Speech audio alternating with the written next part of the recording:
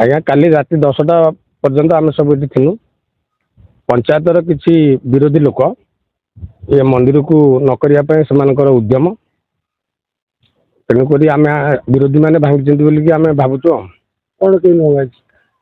ସିଏ ଶାବୁଳ ଫାବୁଳ ଆଣିକି ନିମଟେଲ ଲେବୁଲ ହେଇଥିଲା, ନିମଟେଲ ଲେବୁଲ ପରେ ହଉଛି ସେ ଭାଙ୍ଗିଛନ୍ତି ଆଉ।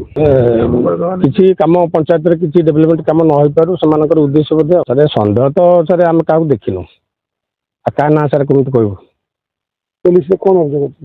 ଏମିତି ରାତି ଭାଙ୍ଗିଛନ୍ତି, ଇଏ କିଛି ବିରୋଧୀ ଲୋକ ଭାଙ୍ଗିଛନ୍ତି ଦୁର୍ବୃତ୍ତ ଆସିକି। ସାର୍ ସେମାନଙ୍କୁ କେମିତି ଧରାଯିବ, ସେ ଯିଏ କାର୍ଯ୍ୟାନୁଷ୍ଠାନ ପୁରା ମାନେ କଠୋରରୁ କଠୋର ଦଣ୍ଡ ଦିଆଯିବ। ଏଟା ଆମ ଓଡ଼ିଶା ନବୀନ ଓଡ଼ିଶା ଫଣ୍ଡରୁ ଆସିଥିଲା। ଏଟା ଗୋଷ୍ଠୀ କେନ୍ଦ୍ର କମ୍ୟୁନିଟି ସେଣ୍ଟର ଗୋଟେ ହନୁମାନ ମନ୍ଦିର ପାଖରେ ଆସିଥିଲା।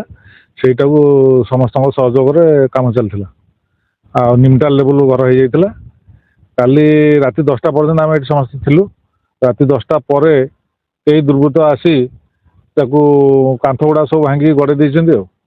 ଆଉ ସନ୍ଦେହ ଆମେ ତ କାହାକୁ ଦେଖିନୁ, କାହା ନା କହିବୁ କିଛି ଜାଣିପାରୁନୁ। ଥାନାରେ ଅଭିଯୋଗ କରିଛନ୍ତି, ଆମ ଗାଁ ଗ୍ରାମବାସୀ ମଧ୍ୟ ସମସ୍ତେ ଆମେ ଲେଖିକି ଥାନାରେ ଜଣେଇଛୁ। ଆଉ ଥାନା ବାଲା ଯାହା ଉଚିତ ପଦକ୍ଷେପ ନେବେ ଆଉ।